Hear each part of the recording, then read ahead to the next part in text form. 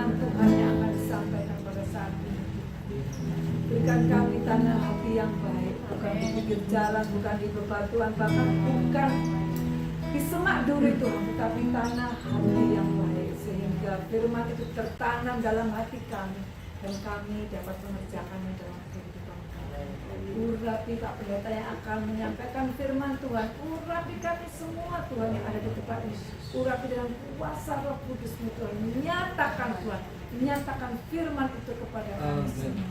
Terima kasih Tuhan Yesus, kami sambut firman-Mu dengan penuh ucapan syukur dan penuh sukacita. Haleluya. Amin. Silakan.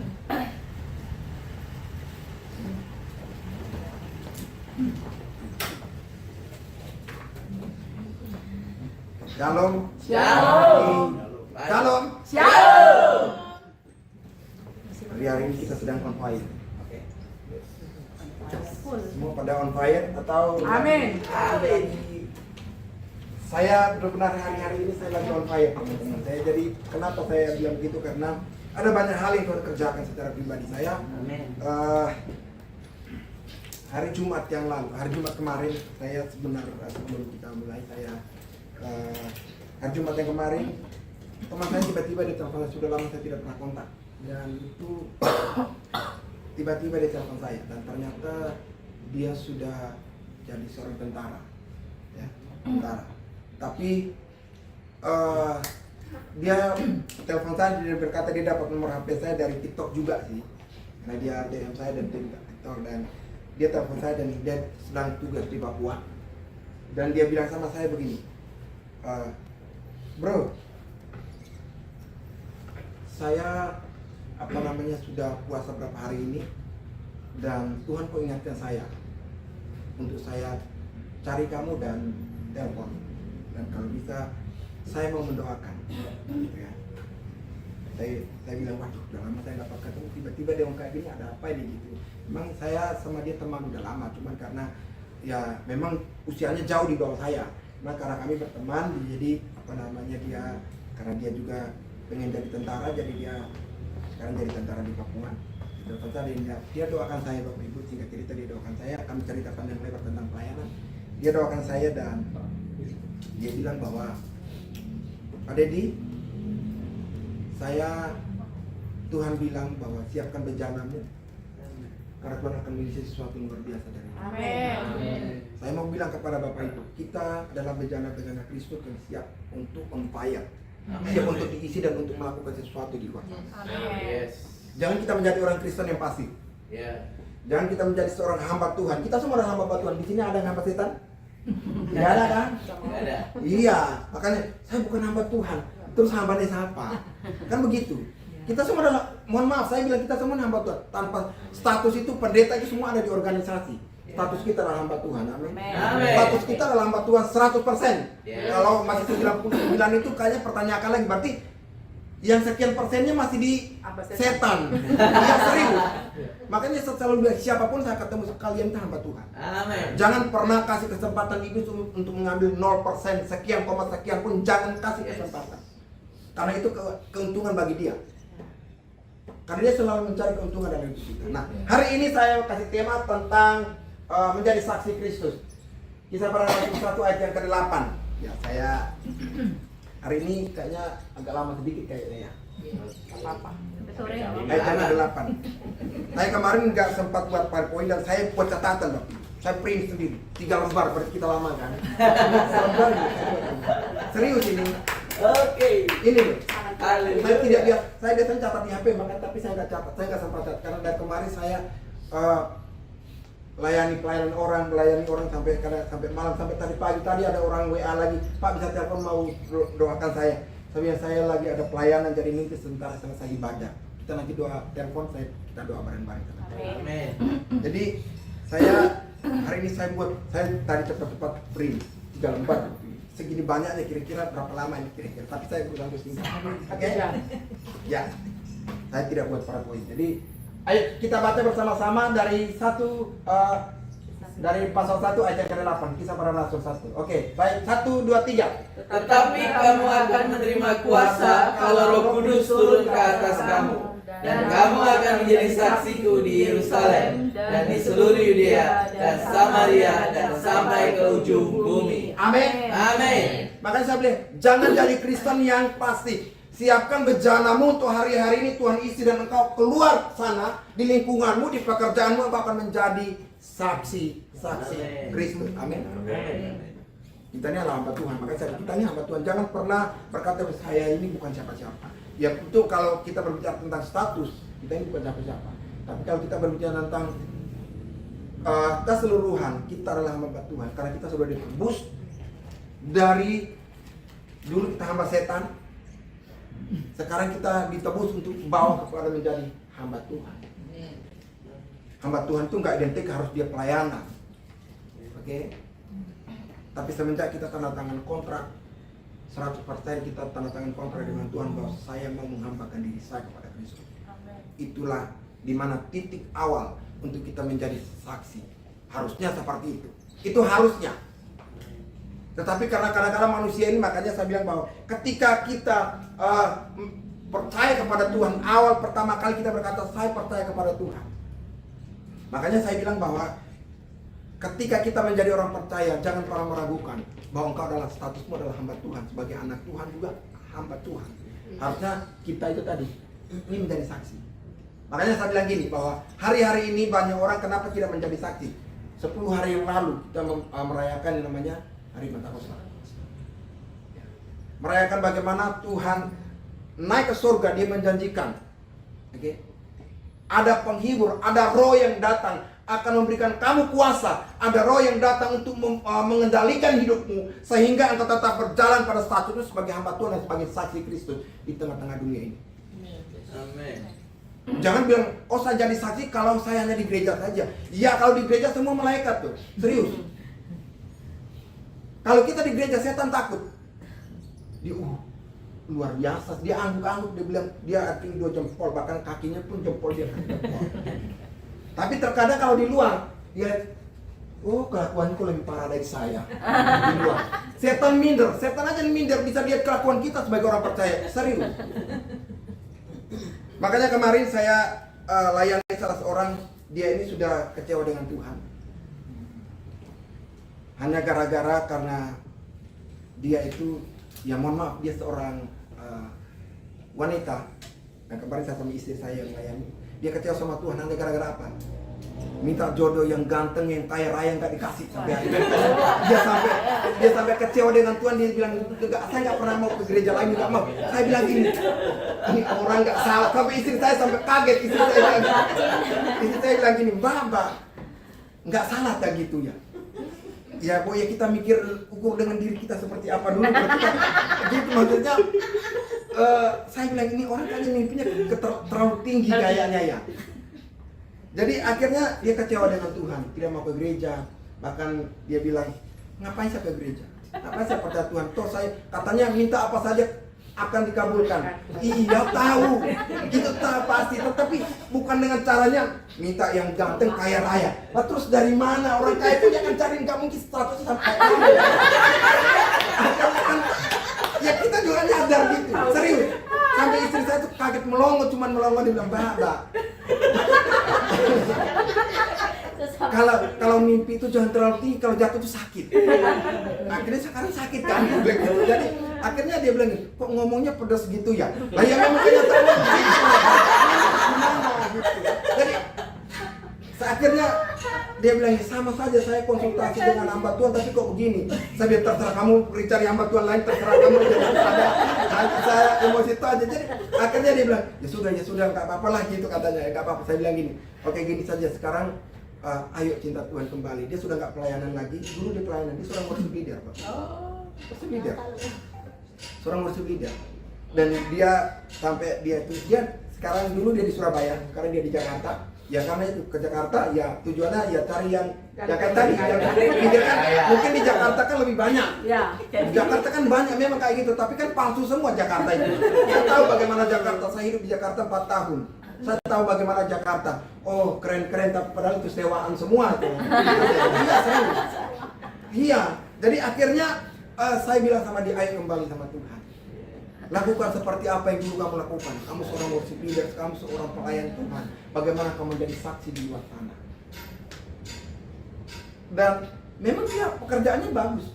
Dia kerja di salah satu bank swasta. Dia punya jabatan.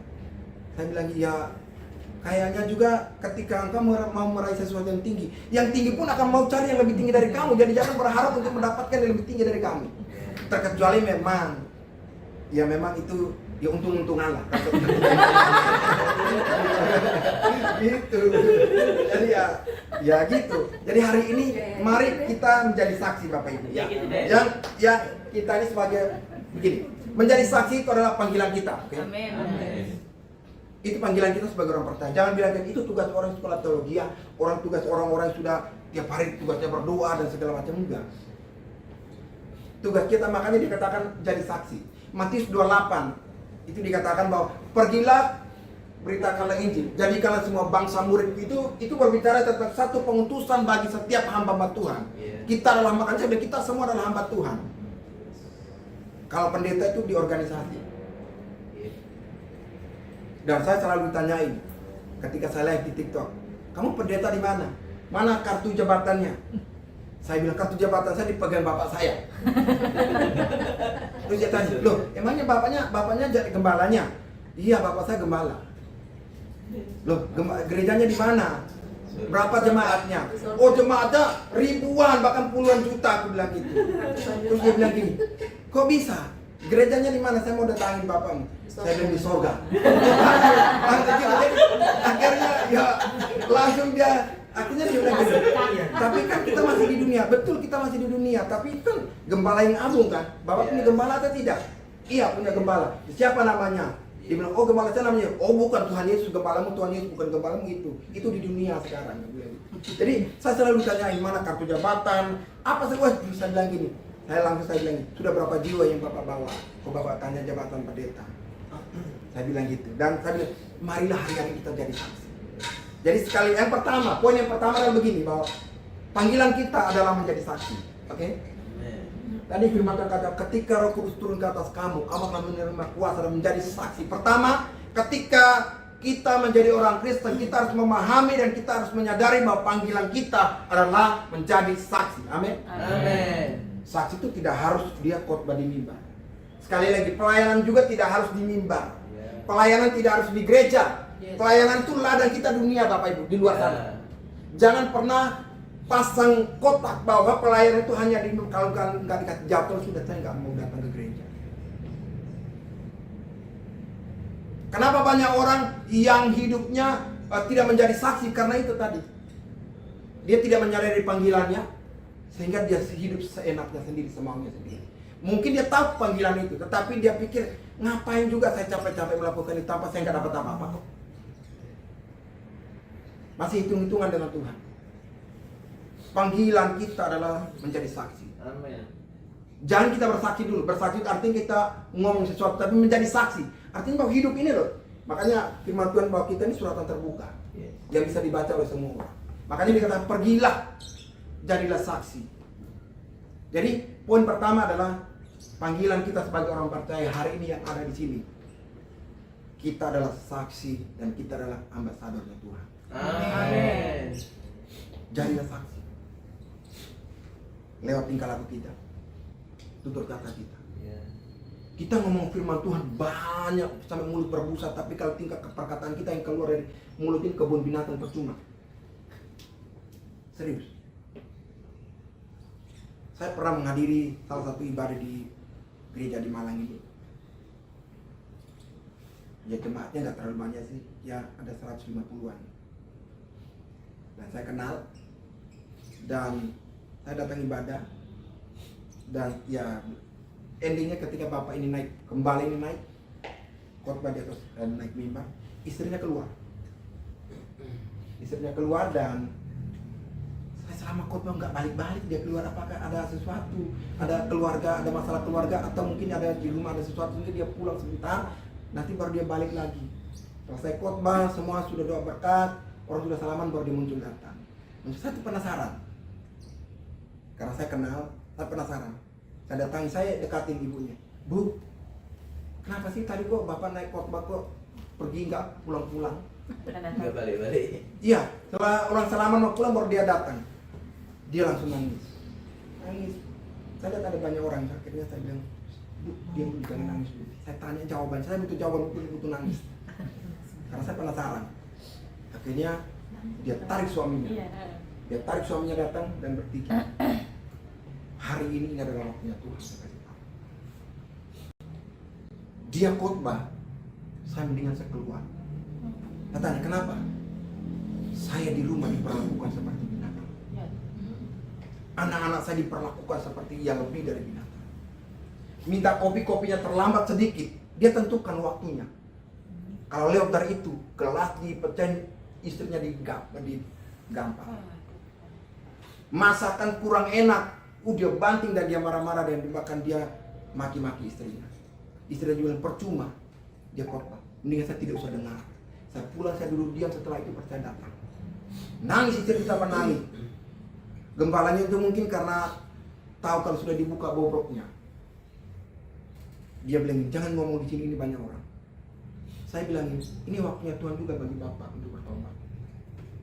Jangan pintar ngomong sampai mulut berbusa. Statusmu seorang gembala, statusmu seorang pendeta, tapi tingkah lakumu di ruang sana kayak kucing garang, setan minder dari hidupmu. Dilihat Bapak. Bapak di mimbar dia kelihatan, oh dia tepuk tangan kamu di mimbar. Setelah kamu pulang, dia bilang, gini. Hidupmu. Sampai istrinya itu nangis sambil bilang gini, Pak, segeralah untuk bertobat. Karena transfer spirit kepada jemaat. Mungkin Bapak tidak menyadari itu. Mungkin Bapak enjoy melakukan itu. Tapi sadarlah bahwa itu akan transfer spirit kepada jemaat. Apa yang Bapak omong di atas tidak sesuai dengan kelakuan Bapak di rumah. Istrinya tambah nangis. Sampai dia bilang, kalian tuh mempermalukan saya. Saya bilang, tidak. Saya pun tidak tahu apa. Tapi saya tahu ini waktunya itu untuk Bapak bertobat. Kalau tidak bertobat, habis jemaat ini. Saya bilang gitu. Bapak mungkin nggak tahu konsekuensinya. Konsekuensinya adalah habis jemaat. Nanti setelah itu baru hidupnya Bapak hancur. Saya bilang gitu sama dia. Terus saya bilang, saya salaman sama mereka deh. Selamat, Anda akan masuk ke dalam kehancuran kalau Anda tidak bertobat. Saya bilang sama dia begitu. Saya bilang sama dia begitu. Dia lihat saya dari atas sampai bawah, dia kayak orang marah gitu. Saya biarkan aja. Dan akhir cerita, dia meninggalkan dia meninggalkan pelayanan, dia meninggalkan istrinya. Dan istrinya balik ke orang tuanya. Dan dia bilang, saya tidak akan pernah menikah. Walaupun suami saya doakan dia, satu saat dia akan kembali. Saya tetap bagi saya, walaupun kelakuannya begitu terhadap saya, tapi bagi saya, biarlah hidup saya pun menjadi berkat bagi orang. Selesai hidup saya ini, saya menjadi saksi bagi orang. Ini saya bilang bahwa gini Bapak Ibu, seringkali kita berbicara tentang Tuhan, seringkali kita ngomong tentang firman Tuhan, tapi kelakuan kita di luar sana jadi batu sandungan bagi orang lain, bagi keluarga kita. Itu kan menjadi saksi. Makanya kenapa dia nggak, ya itu tadi, ya pikirkan rutinitas tadi. Yang penting sudah jadwal saya dan rutinitas saya pelayanan, saya ada di mimbar, gak ada yang tahu malaikat. Makanya di mimbar semua malaikat, semuanya baju putih. Semuanya kayak suci gitu.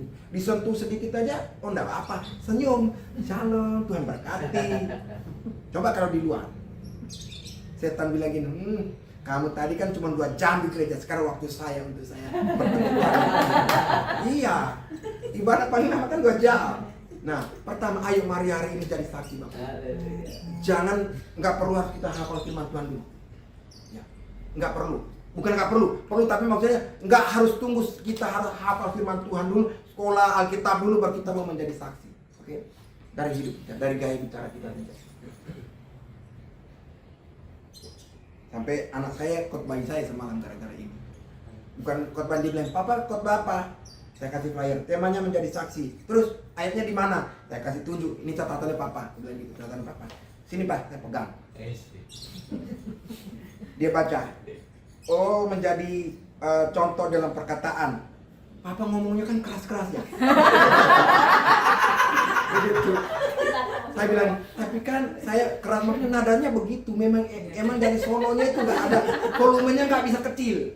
Jadi volumenya besar, jadi kayak orang tengkar gitu, kayak orang mau marah-marah. Padahal memang begitu adanya, dan ini adanya begitu. Dia bilang gini, tapi bisa nggak? Gitu katanya. Memang papa nggak pernah kasarin kita, papa nggak pernah istilahnya maki-maki ataupun kasar dengan mama dengan kita. Tapi kan nadanya itu tinggi sekali loh pak. Jadi kayak itu kayak nanti orang takut duluan gitu. Papa belum ngomong, orang sudah takut duluan. Baru buka mulut aja orang sudah takut duluan. Saya bilangnya, terus papa harus gimana? Ngomong yang lembut. Cara ngomong yang lembut gimana? Nah, ambilkan ini ya. Aduh, bilang itu bukan karakter saya nih. Jadi jangan bilang suruh saya kayak gitu. Saya bilang, ambilkan itu. Biasanya saya kayak gitu. Jadi bahasa saya tuh memang kayak gitu. Memang orang timur kan biasa. Dia bilang gini, belajar lemah lembut. J, ambilkan itu ya. Saya bilang kayaknya saya ngomong kayak gitu kayaknya nggak bisa kayak gitu. Nggak bisa kayak gitu. Rock dulu. Akhirnya saya bilang, oke, kalau gitu berarti papa lulus dalam hal itu. Dia mulai ikut pakai ini papa ini. Saya selalu papa ini kalau saya mau pelayanan saya tanya anak saya, kira-kira seperti apa papa korban jadi berkat atau tidak. Saya bilang sama mereka. Takutnya nanti saya ngomong kayak gini tapi di rumah kelakuan saya mungkin lebih parah dari setan juga tadi. Saya bilang itu sama mereka. Jadi inilah saya bilang, ayo kita jadi saksi. Makanya kita kata apa? Yerusalem dulu tadi. Jadi saksi keluarga dulu Bapak Ibu. Padahal keluarga istri saya banyak yang belum kenal Tuhan. Masih muslim, banyak yang di Moharta tuh banyak sekali. Di Polo yang banyak sekali yang masih muslim. Setiap kali mereka ketemu saya, ya terakhir Desember kemarin ketika Natal mereka datang, dan kan masih banyak yang ada yang dukun, ada yang tidak. Dan yang dukun ini kebetulan dia datang Natal itu, datang ucapin selamat Natal di rumah. Tapi mungkin dia lupa bahwa di mana saya ada itu pasti ada sesuatu di situ. Dia datang, dia sama anaknya datang, dan ketika dia datang, saya bilang, oh ini om sudah datang nih. Saya bilang, mas siapkan, urapi rumah, mulai pintu masuk itu diurapi. Ketika dia masuk, saya yang beracara. Jadi istri saya ngurapi, anak-anak saya yang ngurapi semua. Mereka datang, om saya itu datang dan dia datang, wih rumahnya kok kelihatan kok tambah terang ya. Saya bilang, ya karena siang. Saya bilang gitu, karena siang. Dan rumahnya kok tambah terang ya. Saya bilang, iya karena siang. Enggak, ada yang beda katanya. Oh ya ada yang beda, bagus. Saya bilang, dalam hati begitu, bagus. Kamu udah masuk dalam perangkap ini, masuk batang. Akhirnya dia itu datang, dia bilang gini, kok suasananya hawanya mulai kurang bagus ya. Saya bilang gini, gimana suasana? Memang suasananya panas, mau pakai kipas. Saya sumuk katanya gitu. Ya sudah, saya ambil kipas. Dia bilang, kok tambah gerah? Oh ini sudah waktunya, sudah mulai merasa sesuatu nih. Saya dekati dia, saya pegang tangannya. Saya mau pegang tengkuknya ini, saya pegang itu. Tapi saya dalam penyembahan saya itu saya sudah dalam hati. Saya sudah berbahasa roh di dalam hati dan saya pegang tengkuk. Dia bilang gini, panas nih, ini sudah mulai kok panas kayak gini, ayo kita cepat pulang. Dia ngajak anaknya, ayo kita pulang dek. Saya bilang, dek jangan pulang dulu, ini masih masak, ini tante masih masak, jadi nanti kamu apa namanya, jangan pulang dulu, papa jangan pulang dulu. Semakin saya pegang, dia semakin merasa panas Bapak Ibu. Dia bilang, panas, saya ini udah gak kuat panas. Dia bilang, kamu buat sesuatu ke saya ya? Saya bilang, enggak, saya cuma pegang, kan salaman, enggak apa-apa, selamat Natal. Saya pegang tangan, kan sudah lama tidak pernah ketemu. Tiba-tiba dia jatuh dari kursi Bapak Ibu. Sofa yang dia duduk, dia jatuh dari sofa itu, dia teriak bilang panas, dia langsung keluar, dia ambil motor, dia bilang nanti anak saya gojekin aja, saya nggak mau di sini. Dia pulang sampai hari ini nggak mau ketemu saya. Sudah berapa bulan ini tidak mau ketemu saya. Ketika saya ke Mulharta, dia bilang, Dedi mau ke sini, saya pergi aja daripada saya ada di sini. Dia dukun, dia suka dukun. Sampai hari ini, detik hari ini, kemarin ada acara keluarga, dia bilang kalau Dedi datang saya nggak datang. Akhirnya ya saya datang, saya bilang sudah kalau gitu saya pulang biar dia datang, daripada nanti kan nggak enak keluarga bilang kami musuhan. Padahal nggak ada musuhan, cuman karena dia takutnya kayak gitu, karena dia jatuh dari kursi. Dan dia bilang gini, kalian jangan dekat-dekat Dedi, karena dia punya sesuatu di situ. Kalian jangan dekat-dekat, kalau kalian dekat bisa hancur hidup kalian. Katanya dia ngajak sama keluarga gitu. Akhirnya keluarga bilang, apa sih yang kamu buat terhadap Om? Saya bilang, saya nggak ngapa-ngapain. Ya karena dia kebanyakan dukunnya sih, aku bilang gitu. Tapi kebanyakan ilmunya, masa dia kalah sama Tuhan saya? Kalau dia punya kuat, ayo dekat saya. Oh itu tuh masalahnya, makanya dia gak pernah mau dekat kamu. Karena itu. Nah itu yang saya bilang bahwa ketika kita tidak usah berbicara tentang firman dulu, hidup kita saja orang melihat bagaimana ada terang Kristus, ada kuasa yang ada di dalam diri kita, orang kan jadi takut. Dan kita menjadi berkat bagi orang lain. Sampai hari ini keluarga saya kalau buat acara dia bilang gini, karena ada ponaan nanti akan menikah di bulan Juli. Mereka bilang gini, Mas Dedi, ini Om jadi wali, tapi jangan datang. Takut nanti dia jatuh lagi, terus nanti gimana, malu kita. Saya bilang, saya serba salah, saya nggak datang. Nanti dibilang kok nggak datang. Nanti saya sudah dilarang nggak boleh datang. Gimana sih maksud saya? Saya pikir ya sudahlah, saya dari luar aja, saya nggak. Daripada saya salaman sama dia, takutnya dia gitu. Jadi akhirnya sampai hari ini dia tidak pernah mau. Dan dia sampai hari ini pun dia tidak mau tinggal di Moharto lagi karena saya sering ke sana. Dia pindah rumah sekarang di Wajir kontrak. Gara-gara saya sering ke sana Bapak Ibu. Artinya gini bahwa ini loh, ketika ada kuasa, makan ketika Roh Kudus turun atas kita diberi kuasa, amin. Amin. Di tangan kita sudah ada kuasa. Amin. Tanpa terkecuali. Bukan hanya orang-orang Amin.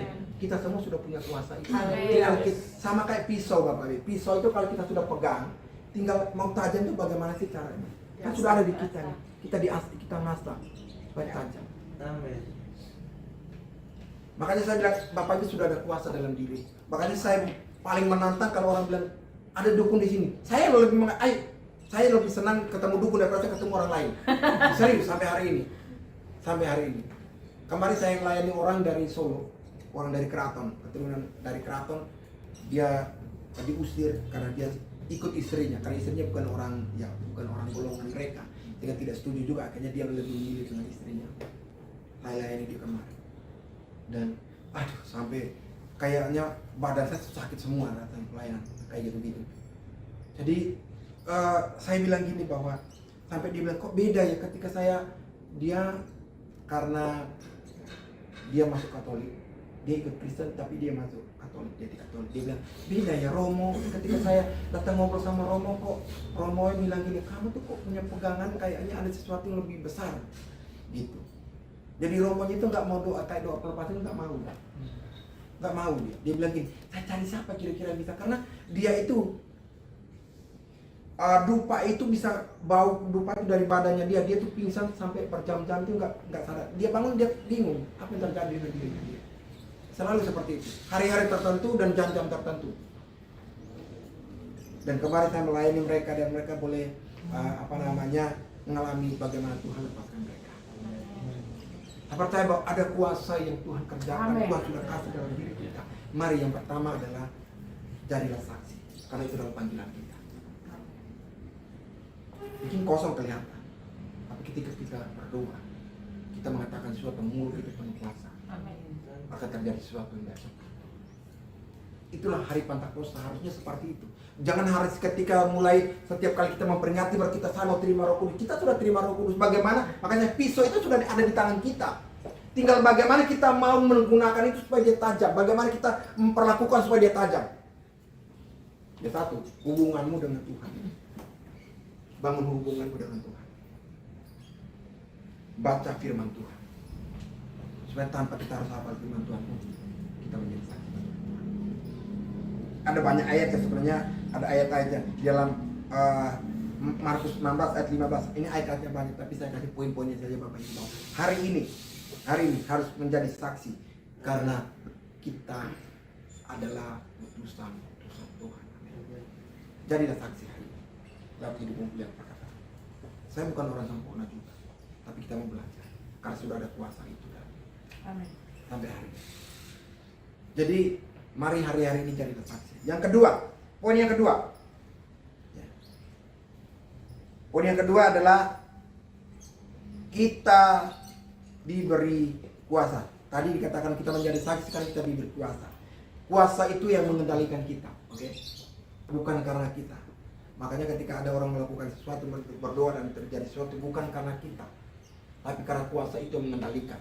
Kuasa itu yang bekerja sehingga engkau jangan pernah bangga diri dengan apapun yang terjadi dalam hidup kita atau apa yang terjadi dengan orang lain.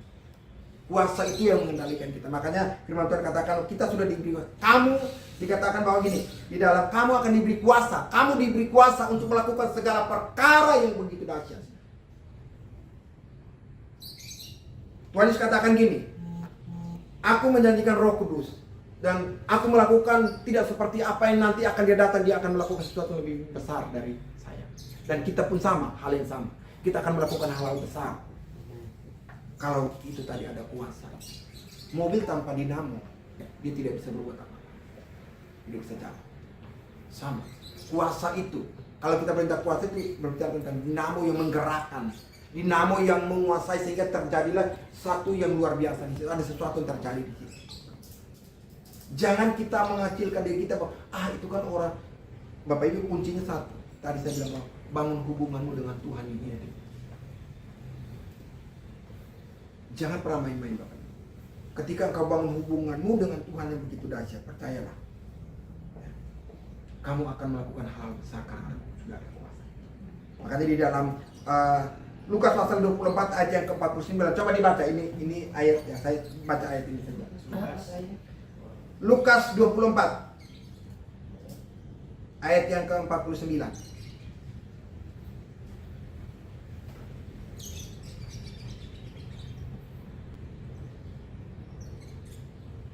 Oke. Dan aku akan mengirim kepadamu apa yang dijanjikan Bapakku, tetapi kamu harus tinggal di 49. Ya benarkah? Benar. Oke. Dan aku akan mengirimkan kepadamu apa yang dijanjikan Bapakku, tetapi kamu harus tinggal di dalam kota ini sampai kamu diperlengkapi dengan kekuasaan dari tempat tinggi. Diperlengkapi. Ada kuasa. Jangan takut Bapak Ibu.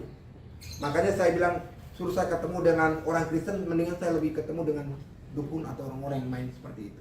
Kalau saya ditanya, kamu lebih senang ngobrol dengan orang-orang Kristen atau orang-orang, saya lebih senang, saya cari mereka. Saya pernah datangin orang di belakangnya Tuhan Yesus. Karena temannya istri saya itu didukunin sama dia. Maksudnya kayak disantet gitu ya. Temannya istri saya. Nah, temannya istri saya itu ke rumah cerita dan akhirnya dia kasih alamat, coba cari ke sana. Nah, terus saya bilang, saya ke sana cari ngapain gitu. Akhirnya saya ke sana di belakangnya Tuhan Yesus, saya datang Bapak Ibu. Saya datang dan kebetulan dia ada di situ.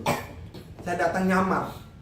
Saya bilang, saya dengar katanya bisa melakukan ini dan melakukan itu. Akhirnya dia bilang, oh iya, kira-kira maunya apa? Dia tanya saya, dia tanya saya, maunya apa? Saya bilang, saya butuh sesuatu. Karena saya pakai menyamar kayak gitu. Terus dia bilang, ini tarifnya. Dia kasih tarif ke saya. Waktu itu tahun 2000, kalau tidak salah 2019 masih COVID-nya itu. Jadi masih ya belum mulai lah. Maksudnya masih baru dengar di luar negeri, tapi belum sampai ke Indonesia. Jadi saya masih bisa ke sana. Dan dia kasih tahu tarifnya gini. Dia bilang, mau apa? Saya bilang gini, saya mau untuk masa depan anak-anak saya. Akhirnya dia bilang, ini harganya ya. Saya bilang gini, saya akan cari kesempatan untuk pakai salaman. Jadi ketika dia bilang ini harganya, waktu itu dia kasih harga saya 3 juta lebih. 3 juta berapa gitu, pokoknya 3 juta beli. Dan dia bilang gini, dia bilang, oke? Saya bilang, oke, deal. Saya pegang tangannya tapi saya sambil minyak urapan ada di saku celana saya nih. Saya sudah mulai ini dia sudah. Terus saya sama dia bilang gini, kok Anda ini kok beda ya? Dari tadi kok saya lihat kok memang beda, tapi kok apanya yang beda ya? Saya bilang gitu, loh saya kan mau minta sesuatu yang beda dari Bapak. Kok Bapak bilang saya beda? Terus bagaimana caranya saya minta lagi? Dia bilang, oke kalau gitu lepas tangan saya. Tapi saya nggak mau lepas karena saya pikir, oh ini sedang sesuatu terjadi orang ini nih. Istrinya lari dari belakang, istrinya bilang begini, Pak, stop, nggak usah lagi, lanjutkan lagi. Itu orang ada punya ilmu lebih tinggi katanya gitu. Dia bilang, stop, nggak usah lanjutkan lagi. Istrinya tuh kan dari belakang, istrinya ngomong kayak gitu. Dia bilang, ilmu apa yang kamu pegang? Saya bilang, saya nggak punya ilmu. Saya datang kan cari ilmu. Kok sekarang saya punya ilmu bagaimana? Istrinya bilang, cepat Pak, nggak usah lama-lama, suruh dia pulang gitu katanya gitu. Jadi nggak usah, dia mungkin hanya menyamar katanya begitu. Dia punya ilmu lebih tinggi dari kita Pak, jangan. Suaminya dia bilang gini, ya sudah kalau gitu kamu pulang aja. Saya bilang, loh kok saya diusir? Saya ini datang cari ilmu loh. Saya diusir, didorong keluar. Saya bilang gini, kalau Anda tidak bertobat, tempatnya adalah neraka. Udah bilang, oh ini orang Kristen ini makanya. Oh ini orang Kristen ya makanya. Makanya dari tadi kok saya lihat kok ada yang beda dari dia. Nggak seperti biasanya kalau ada yang datang, pasien datang itu saya langsung connect dengan dia. Tapi kok ini nggak bisa gitu, nggak bisa connect. Dan itulah saya bilang, ketika ada kuasa itu, jangan pernah takut dan jangan pernah ragu. Amin. Jangan takut Bapak Ibu. Makanya saya bilang, ayo Bapak Ibu, sudah ada kuasa dalam diri kita. Jangan takut, oke? Roh Kudus turun dan kita sudah dikasih kuasa. Jangan tunggu nanti setiap tahun kita memperingati baru Roh Kudus turun kasih kita kuasa. Tapi hari ini dia perlengkapi kita. Sejak kita percaya kepada Tuhan dan sejak kita terima Tuhan Yesus, sejak kita terima Roh Kudus, percayalah bahwa ada kuasa yang mengendalikan kita, yang membuat kita melakukan perkara-perkara ajaib. Amin. Setan akan takut duluan. Setan dekat kita dia takut. Dan saya, aduh Bapak Ibu, kalau saya berbicara tentang kuasa, Tuhan itu dahsyat. Saya melayani online orang pun sampai dia terpental dari HP dia, pakai baca jampi-jampinya dia. Dia baca komat kami dari HP, dia main begini. Dia terpental, setiap kali dia mau dorong kayak gitu, dia terpental dari HP Bapak Ibu. Saya bilang gini, ya sudah, akhirnya sekarang dia kenal Tuhan Bapak Ibu, percaya Tuhan. Orang dari Bandung, dan bahkan sekarang dia menangkan teman-teman yang dukung juga Bapak Ibu. Dan dia rencana mau sekolah kita di Batu, di Beji. Dia mau datang nanti, kalau dia pas ada di sini, saya bawa orangnya akan ke sini, saya bisa bawa. Itu awal pertama kali dia mengenal Tuhan secara pribadi dari situ. Dia nyoba nyantet saya dari HP Bapak. Ketika saya live, saya bilang, kamu mau melawan Tuhan Yesus, tidak akan pernah bisa. Karena sudah ada kuasa dalam diri orang percaya. Amin. Amin. Itu yang kedua. Yang ketiga, saya sudah, karena sudah jam 11 lewat, kelamaan nanti. Masih panjang Pak. Yang ketiga adalah ketika kita sudah menjadi saksi, kita panggilan kita dalam menjadi saksi, ketika kita sudah diberi kuasa, kita pun harus siap untuk pergi keluar sana. Oke? Amin. Jangan di kandang, Pak. Jangan jago kandang. Serius. Di dalam sini semua semangat berapi-api, luar makanya on fire. Coba kalau di tengah-tengah orang tidak kenal Tuhan, sudahkah kita on fire atau kita jadi berkat bagi mereka? Ataukah kita udah mulai? Enggak, kamu orang Kristen? Enggak, saya bukan orang Kristen. Baru ditanyain begitu saja udah ketakutan Bapak Ibu. Itu siap diutus karena sudah ada kuasa Bapak Ibu. Siap diutus di tengah-tengah orang-orang yang tidak mengenal Tuhan. Pergi jangan di dalam. Makanya saya jujur Bapak Ibu, saya full timer di gereja 9 tahun. Saya bilang gini, saya di gereja sama menghasilkan apa jadi full timer di gereja 9 tahun. Tiap hari datang jam 8 begini kerja doa. Kita menangkan jiwa. Tapi tiap hari ada di kantor, nggak pernah kemana-mana. 9 tahun Bapak Ibu saya ada di full timer di gereja. Tiap hari begitu. Kita ngomong bilang Pak, kita mancing dari kolam orang lo bawa ke sini. Kok menangkan jiwa? Dari mana? Jadi hari ini kita diutus, oke? Siap diutus Bapak Ibu? Siap diutus? Amin. Biar tetangga kanan kiri boleh melihat. Amin. Saya kemarin ini pelepasan kan puji-pujian tuh. Tiba-tiba tetangga datang. Kak Dedi, anak saya itu semalam itu nangis terus. Dia nangis terus. Siang ini pun dia nangis terus. Tapi kok ketika Kak Dedi gitaran kencang begitu nangis penyembahan, kayak memuji Tuhan, kok anak saya tidurnya nyak ya? Oh, itulah. Pas dari semalam gak bisa tidur sampai siang. Saya main orang kan, saya di sana itu kan rumah di pinggir jalan, tahu sendiri. Pak Kari tahu. Itu kalau gitaran itu pokoknya dengan suara mobil itu suara saya paling kencang kayaknya, lebih kencang dari suara mobil lewat. Karena gitar kan rumah di pinggir jalan itu, aduh benar-benar itu sampai orang-orang itu kalau saya sudah pujian penyembahan gitu, mereka sudah kayak mengheningkan cipta gitu diam. Gak bisa ada. Sampai polisi bilang gini, karyawan salon itu ketika mereka dengar Mas Dedi mulai gitaran, mereka tuh udah duduk diam gitu, nggak ribut gitu. Yang mereka setel lagu-lagu dunia itu mereka matikan lagu itu. Sampai saya bilang gini, oh ternyata apa yang saya lakukan mungkin bagi saya untuk diri saya sendiri, tapi berdampak bagi orang lain. Jadi kita diutus saya nggak pernah ngomong firman Tuhan dengan orang-orang itu. Apalagi yang depan rumah saya, yang rumah tingkat itu kan orang sangat garis keras dia. Dia lewat depan rumah saya dan najis dia bilang. Istri saya ikut PKK, dia bilang gini, kalau Bu Rini ikut PKK, saya tidak akan pernah ikut, dan karena najis saya dekat dia. Sampai segitunya. Itu orang-orang garis keras itu saya bilang. Tapi hari ini, mulai tahun kemarin, dia sudah baik dengan kami. Hanya gara-gara mesin airnya itu rusak. Saya itu kan buta. Saya masalah elektronik atau segala macam kayak gitu saya nggak paham. Tapi dia mesin airnya mati, nggak ada yang bisa nyervis, nggak ada yang bisa otak-atik. Akhirnya dia ke tetangga, dia bilang, ke Pak Dedi aja itu. Dia bisa. Saya bilang gini, sejak kapan saya kayak gitu? Sekolah saya juga jurusannya bukan itu, dan saya kuliah pun bukan jurusan itu. Terus tiba-tiba di pagar depan dia bilang gini, Pak Dedi. Saya pikir siapa yang panggil? Ternyata ya itu ibu itu sama suaminya. Aliran garis keras. Dia dari pagarnya dia manggil, dia teriak, dari kan bersebelahan kan. Pak Dedi. Saya bilang, kenapa Bu? Ada apa Bu? Minta tolong Pak. Tolong apa? Perbaiki mesin air saya, sanyo saya. Kan nggak bisa nyala, air nggak ada, memasak nggak ada air. Saya ke tetangga sebelah, katanya Pak Dedi yang bisa. Saya dalam hati, oh ini kesempatan. Saya nggak bilang nggak, tapi saya bilang, coba saya lihat dulu. Oke, saya datang. Dia bilang, tapi datang saya keluar dulu ya, jangan dekat-dekat ya. Saya bilang gitu, nggak apa-apa, kamu nggak mau dekat-dekat nggak apa-apa lah, yang penting sudah ada komunikasi gitu. Saya masuk, dia pergi. Tapi dia pergi, tapi saya punya cara nih. Saya bilang, bagaimana cara supaya orang ini tidak keluar rumah dan suaminya tidak keluar rumah, mereka ada di sini. Saya bilang, Bu, jangan pergi ya, minta tolong ya. Ada obeng nggak? Ada izin peralatan ini nggak? Oh iya ada. Akhirnya gak jadi keluar mereka. Jadi datang ambilkan obeng, ambilkan apa segala macam. Saya bilang, Bu, jangan pergi ya, soalnya sama tanya ini nanti jalurnya kemana. Jadi mereka berdiri di situ, gak pergi juga. Karena lagi butuh kan, lagi butuh. Saya mati. Tapi saya pikir kalau gak jadi saya juga dihujat. Kalian paling tambah benci lagi dengan saya.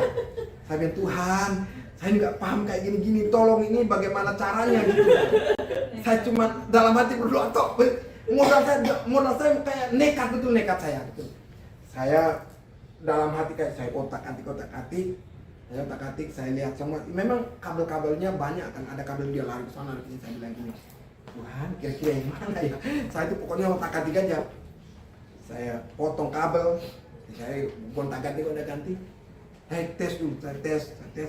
Dia bunyi, terus dia bilang, nah, kok bunyi? Saya bilang, coba Ibu, tolong ya, jangan pergi dulu tapi. Akhirnya saya selesaikan semua dan ternyata mesin itu jadi. Singkat cerita mesin itu jadi.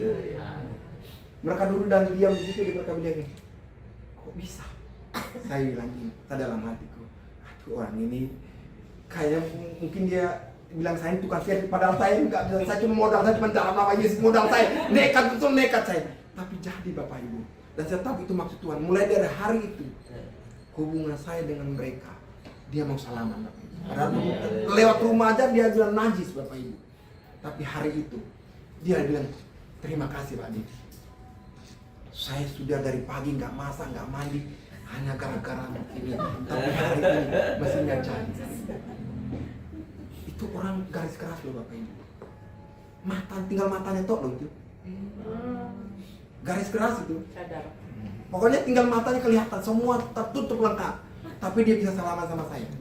Saya bilang, Bu, nanti lo dosa lo Bu, mandi lo Ibu, nanti mandi 7 kali lo. Saya tandain gitu.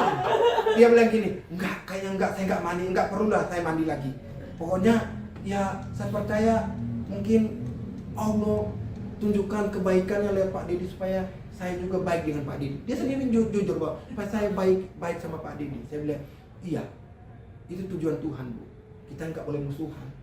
Walaupun Ibu pakai pakaian kayak gitu pun nggak usah takut, nggak dosa kok Ibu. Atau Ibu mau mandi silakan mandi saja, karena sudah sama dengan saya. Dia bilang enggak. Mulai dari situ sampai hari ini baik. Haleluya. Kita itu sih, Bapak Ibu, sampai dia mau pinjam uang ke saya, dia orang kaya loh. Suaminya kerja di kejaksaan. Dia punya toko di Malang ini ada 3.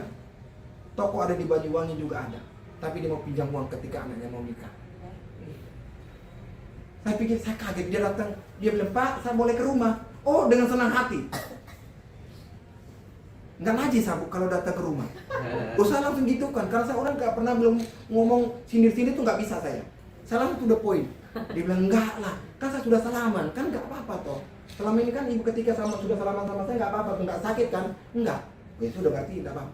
Dia datang ke rumah sama suaminya, minta pinjam uang. Tahu minta pinjam uang berapa? 700 juta. Haleluya. Saya bilang, lihat saya dari mana mau pakai motor buntut gitu. Anak gitu. Kan secara logika tuh nggak masuk. Bahkan motor itu loh. Dia bilang, Pak Dedi sama pinjam uang. Untuk apa Bu? Saya tahu anaknya mau menikah, karena saya dikasih undangan juga. Bahkan dia bilang gini, anak saya kan nikah di Jogja. Pak Dedi numpang sama saya ya, kita bawa mobil saya. Pak Dedi najak semua mobilnya, kita ke sana bareng-bareng katanya. Saya bilang gini, enggak Bu, saya di Malang sini aja nggak apa-apa. Dan dia punya saya kasih tahu dia, Bu, ibu lihat dari mana saya punya uang? Dia bilang, iya soalnya saya lihat sama istri kemana-mana berduaan, pelukan di motor, peluk-pelukan, ketawa-ketawa terus, nyanyi-nyanyi terus, kayak orang nggak susah. Saya dalam hatiku, iya kamu ngomong kayak gitu. Dalam hati saya, kamu enak ngomong kayak gitu. Sayanya yang untuk memakan besok itu saya pikir apa ya kira-kira. Kamu tinggal enak. Besok saya makan apa dan lusa saya makan siapa kan gitu. Kan gitu. Tapi Bapak Ibu, dia bilang gini, punya uang segitu kah? Saya bilang, iya saya punya Bu.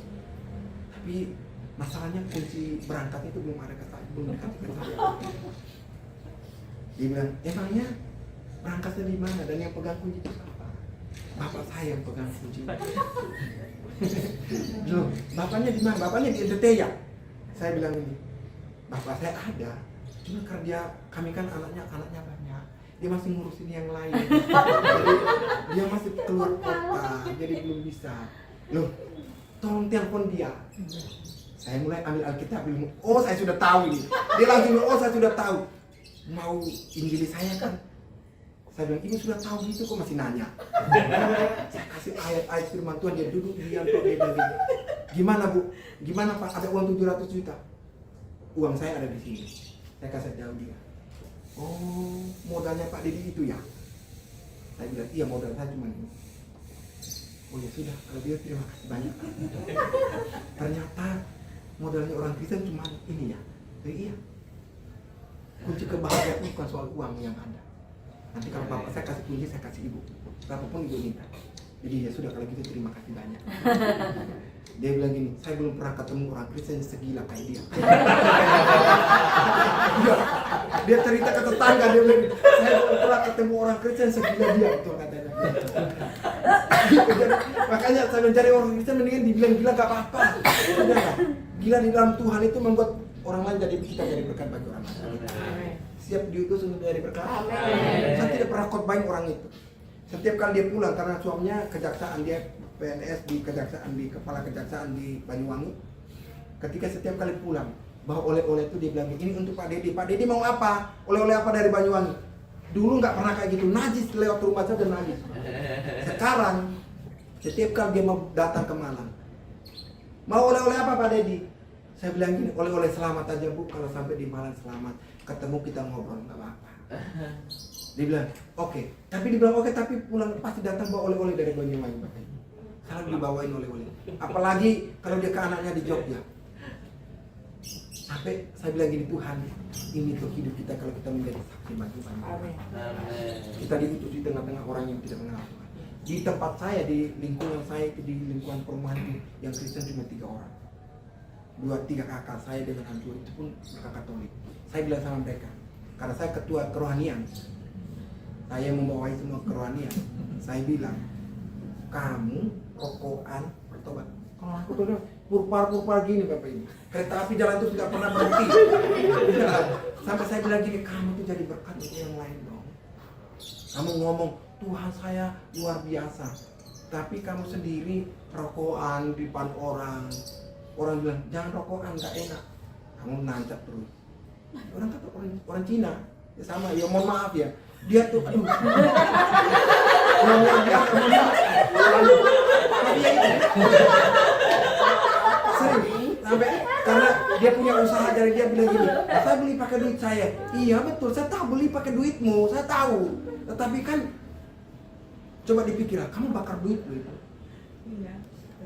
Manfaatnya apa? Manfaatnya rokokan itu apa? Ya sampai dia tuh berdebat dengan saya gara-gara rokok itu. Dia bilang, di Alkitab tidak tertulis dilarang merokok. Saya bilang, di pom bensin ada iya. Di Alkitab tidak ada. Betul, di Alkitab nggak ada, ini nggak ada. Dia bilang, pasti ayat andalan kamu, tubuhmu adalah bait Allah. Ya salah satunya itu. Terus yang kedua, ayatnya di mana lagi? Saya bilang begini. Paulus katakan begini. Semua itu baik dan berguna, tapi belum tentu bermanfaat bagi kita. Yes. Oke? Bagi kita itu baik, tapi apakah manfaat dalam diri kita? Sudah baca ada tulisan itu. Merokok menyebabkan saya tanya, coba dibaca. Kalau kamu buta huruf, berarti kamu merokok. Saya bilang tidak apa-apa karena kamu nggak bisa baca. Tapi kalau kamu sudah bisa baca, ya saya pikir kamu lebih bodoh. Masa anak kalah dengan anak TK sudah baca dilarang merokok, gitu ya. Jadi Bapak Ibu, yang paling penutup terakhir, ini yang terakhir. Masa dulu setengah bobo ternyata. Oke. Lanjut Pak. Oke, penutupnya begini Bapak Ibu. Penutupnya saya cuma mau bilang gini bahwa saya catat di sini gini. Menjadi saksi Kristus adalah tugas dan kehormatan bagi kita orang percaya. Amin. Oke. Orang semua gila hormat hari-hari, tapi kita nggak perlu gila hormat dan kita sudah dapat kehormatan. Amin. Lakukan itu Bapak Ibu, karena kita terhormat loh Bapak Ibu. Kita nih terhormat, serius. Makanya saya tidak pernah takut dulu dengan pembesaran-pembesaran, saya nggak pernah takut. Saya 2005 saya pelayanan di Kupang Bapak Ibu. Itu pertama kalinya saya pelayanan di Kupang. Dan saya bagaimana ketika saya di situ gubernur datang jemput saya pakai mobil pribadinya dia, saya bilang gini, saya dulu nggak dianggap sampah, saya dianggap sampah. Tapi hari ini saya bersama dengan orang ini. Dulu saya sampah betul bagi masyarakat. Tapi hari itu saya bagaimana melihat bagaimana karya Tuhan. Saya khotbah di kantor gubernur. Itu upacara hari Senin, upacara semua pegawai, semua provinsi ada di situ. Dan saya bilang, di sini mayoritas Kristen, tapi jangan mabuk. Karena mereka tuh di kantor pun minum mabuk loh. Percayalah Bapak Ibu, di NTT itu aduh parah. Serius, di kantor kalau jam istirahat itu bukan air putih yang diminum. Mulut mereka sudah bau minuman keras yang aduh kayaknya, ya katanya kalau nggak minum gitu kayaknya kerjanya nggak bagus katanya, kerjanya nggak lancar. Jangan kan gitu, pendeta saja mau khotbah dia lagi dia minum dulu, supaya kok ngomongnya lancar katanya. So, bayangkan loh itu. Serius ini, aduh, parah saya bilang parah di sana. Makanya saya ketika saya punya kesempatan, teman SMP saya dia jadi pendeta, di sekarang di Kupang. Saya bilang gini, bro, kamu dulu hamili anak orang, pendeta loh itu. Ayo, pendeta loh itu. Saya dulu kamu hamili anak orang, sekarang kamu tidak boleh menikah. Sampai hari ini dia tidak menikah. Saya bilang kamu tidak boleh menikah, tanggung jawab anak itu. Karena teman SMP saya satu kelas sama dia. Dia bilang gini, baru kali ini ada orang yang percaya. Saya bilang iya. Mungkin jemaat-jemaat itu takut sama kamu. Saya tidak. Jemaat bilang gini, nggak apa-apa ya masuk surga kan kita bukan dia, jadi biarkan dia masuk neraka juga nggak apa-apa. Ya itu kan mereka nggak mengasihi kamu. Kamu khotbah di mimbar tapi kayak gitu kelakuannya. Dan dia bilang gini, apakah saya tidak menikah seumur hidup saya? Saya bilang gini, ya Alkitab tidak mencatat sih. Tetapi kalau kamu itu keputusan pribadi karena kamu merasa bersalah dari kelakuan dulu. Sudah jadi pendeta. Sampai dia diskors 3 tahun, tapi diaktifkan lagi. Dan saya bilang apa? Jadi saksi itu adalah satu panggilan kehormatan bagi kita. Yang kedua adalah bahwa ketika kita menyadari bahwa bersaksi adalah panggilan kita, maka kita harus pergi dan lakukan itu. Jangan main-main. Nggak harus khotbah di mana. Bapak Ibu kalau disuruh khotbah mendingan saya pilih untuk ngomong dengan orang yang percaya, ngomong di mimbar. Karena berat. Di mimbar itu berat. Nanti ngomong kok nggak sesuai perkataan. Lebih berat saya lebih. Makanya saya bilang saya nggak pernah ikut khotbah. Tapi kalau dikasih saya akan lakukan. Tapi kalau untuk mimbar tidak. Bagi saya seperti itu. Mendingan saya jadi bakat bagi orang lain daripada saya harus jadi omongan di luar sana. Jadi Bapak Ibu, mari kesaksian, mari kita menjadi saksi karena itulah panggilan kita. Yang kedua adalah kita sudah diberi kuasa. Oke, pakai itu.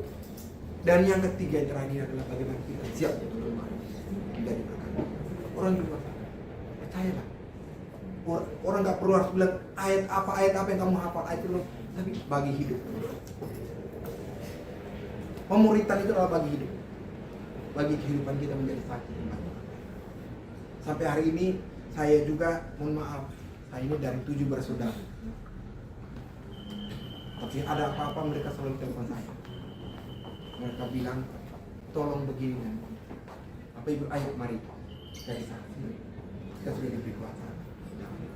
Kita mau diutus. Ayo pergi. Jangan di dalam gereja tuh. Di gereja sudah banyak terang di situ. Sudah banyak orang asing sudah banyak, tapi pahit semua di dalam. Kalau kumpul asing jadi pahit. Kepahitan akhirnya keluar dari gereja. Iya, begitu serius. Makanya saya bilang di gereja itu semua malaikat. Nggak tahu kelakuannya di luar. Jadi saya jujur paling senang kalau lihat pendeta di luar. Saya tidak pernah lihat di mimbar. Saya lihat di mimbar biasa aja tuh.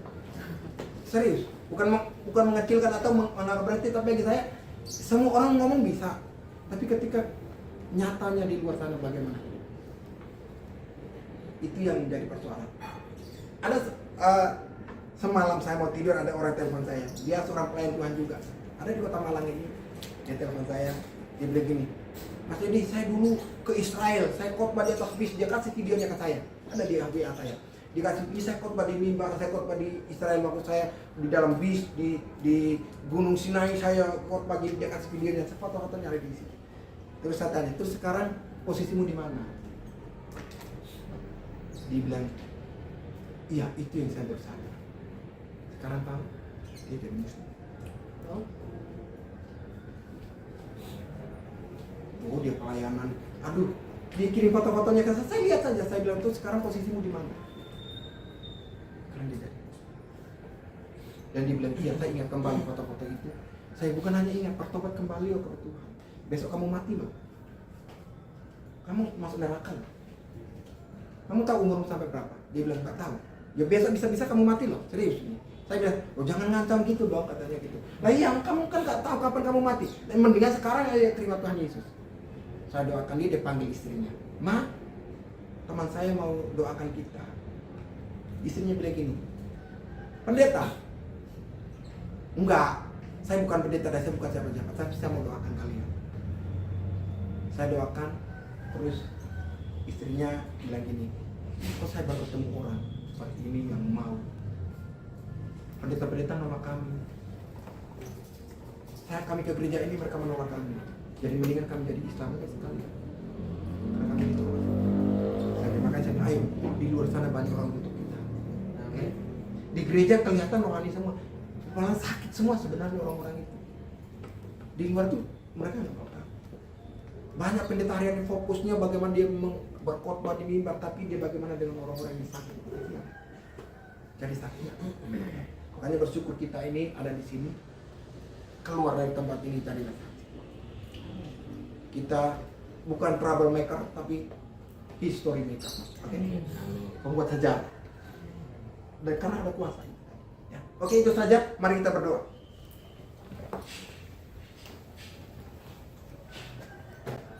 Mari kita bangkit berdiri semuanya dan kita percaya bahwa hari ini ada kuasa Tuhan di tempat ini.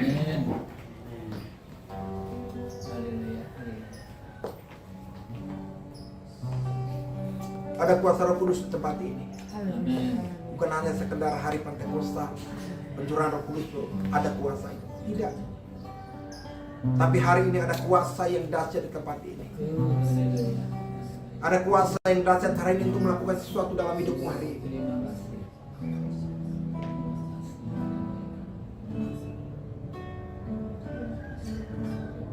Hadiratmu memenuhiku, hadirat kudusmu penuhi baitmu, dan ku bersyukur menyembahmu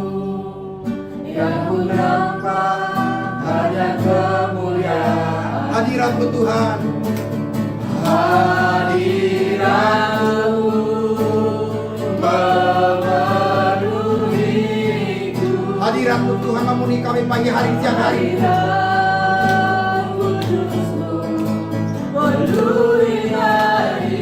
Dan kami tersungguh di hadapan Tuhan.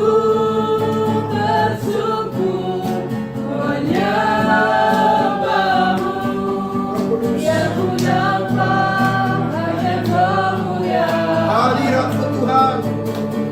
Hadirat-Mu memenuhiku.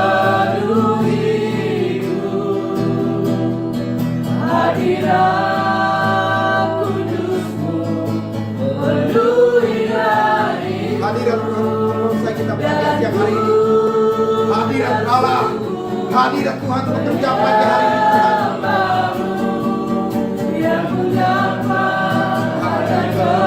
Hadirat Tuhan. Hadirat-Mu memenuhiku.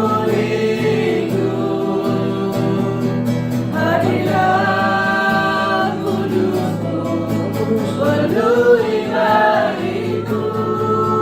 Dan ku bersungguh menyembah-Mu. Yang ku dapat hanya kemuliaan-Mu. Bapak Ibu, ibadah ini bukan hanya sekedar ibadah. Tapi ketika kita percaya bahwa di sini ada hadirat Tuhan, Amin. Dia akan melakukan perkara-perkara besar dalam hidup kita.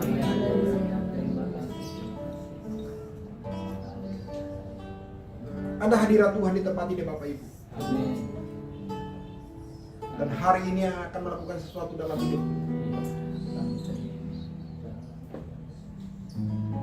Ada hal besar yang Tuhan mengerjakan dalam hidupmu hari ini. Amin. Ada kuasa itu. Kuasa yang mengendalikan hidup kita. Kuasa yang mengendalikan diri kita sehingga kita boleh menjadi berkat di luar sana. Dan hari ini ada kuasa itu. Dalam nama Yesus. Dalam nama Yesus. Bila siang hari ini Tuhan, Hamba meminta kuasa itu. Kuasa itu datang. Kuasa itu turun dari surga. Hamba meminta siang hari ini dalam nama Yesus. Dalam nama Yesus. Dalam nama Yesus. Dalam nama Yesus. Dalam nama Yesus. Hadirat Tuhan. Hadirat kuasa. Kuasa itu turun dalam nama Yesus. Api dari surga turun. Api dari surga turun. Bakar dalam nama Yesus. Bakar di dalam nama Yesus. Api dari surga turun dalam nama Yesus. Dalam nama Yesus. Hadirat Tuhan. Haleluya. Haleluya. Haleluya. Haleluya. Haleluya. Haleluya. Dalam nama Yesus. Api dari surga. Api. Api dari surga. Api. Api turun dalam nama Yesus. Api turun dalam nama Yesus. Dalam nama Yesus. Dalam nama Yesus. Dalam nama Yesus. Dalam nama Yesus. Dalam nama Yesus. Dalam nama Yesus. Dalam nama Yesus. Dalam nama Yesus. Bapak Ibu, saya melihat seperti ada percikan-percikan api Bapak Ibu. Ada percikan-percikan api. Dan saya tahu ini adalah kuasa Roh Kudus bekerja bagi kita siang hari ini. Dalam nama Yesus. Saya dari tadi pada saat seperti kali strum Bapak Ibu. Dan saya tahu ada kuasa yang dahsyat itu ada di tempat ini. Ada kuasa yang dahsyat itu ada di tempat ini. Ada kuasa yang dahsyat. Api turun. Api bakar kami semua. Api kuasa Roh Kudus turun dalam nama Yesus. Dalam nama Yesus. Api, api, api turun. Api turun dalam nama Yesus. Dalam nama Yesus. Dalam nama Yesus. Api, api turun. Api turun. Api, api, api dalam nama Yesus. Dalam nama Yesus. Dalam nama nama Yesus, dalam nama Yesus, dalam nama Yesus, dalam nama Yesus, dalam nama Yesus, dalam nama Yesus, dalam nama Yesus, dalam nama Yesus, dalam nama Yesus. Engkau merasakan sesuatu di kakimu. Engkau merasakan sesuatu di kakimu. Jangan ditahan, ada sesuatu terjadi di kakimu. Ada sesuatu terjadi dimulai dari kakimu hari ini. Dimulai dari kakimu. Api, api keturun dalam nama Yesus. Dalam nama Yesus. Api. Dalam nama Yesus. Dalam nama Yesus. Dalam nama Yesus. Dalam nama Yesus. Api itu semakin besar Bapak Ibu. Api itu menyalanya semakin besar. Api itu nyalanya semakin besar. Api itu menyalanya semakin besar. Terima, terima. Dalam nama Yesus. Dalam nama Yesus. Dalam nama Yesus. Dalam nama Yesus. Dalam nama Yesus. Dalam nama Yesus. Dalam nama Yesus. Dalam nama Yesus. Dalam nama Yesus. Dalam nama Yesus. Dalam nama Yesus. Roh Kudus. Dalam nama Yesus. Dalam nama Yesus.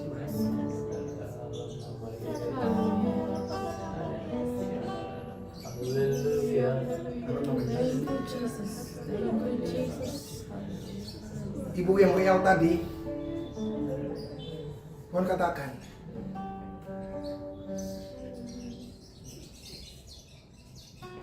bangunlah ibadahmu, bangunlah doamu hari ini.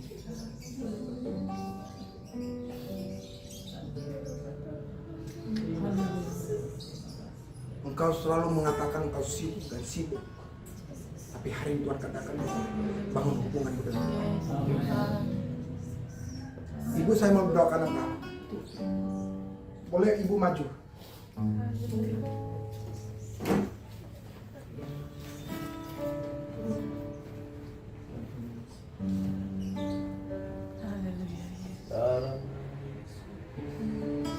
Sudah agak renggang dengan Tuhan. Mengingatkan kembali. Dan hari ini api itu akan menyala besar dalam hidupmu. Amin. Saya tidak tahu cuma ibu bisa tahu ketika hari ini Roh Kudus berbicara sama ibu. Jangan menunggu suami baru kamu mau melakukan itu. Tapi hari ini Tuhan katakan bangun hubungan, karena dia akan buat sesuatu dalam hidup. Haleluya, haleluya. Bangun hubungan intim lagi dengan Tuhan. Kalau ada sesuatu yang Tuhan mau kerjakan, ketika ibu bangun hubungan, ibu akan melihat bagaimana Tuhan akan bekerja di keluarga. Jangan tergantung dengan orang lain.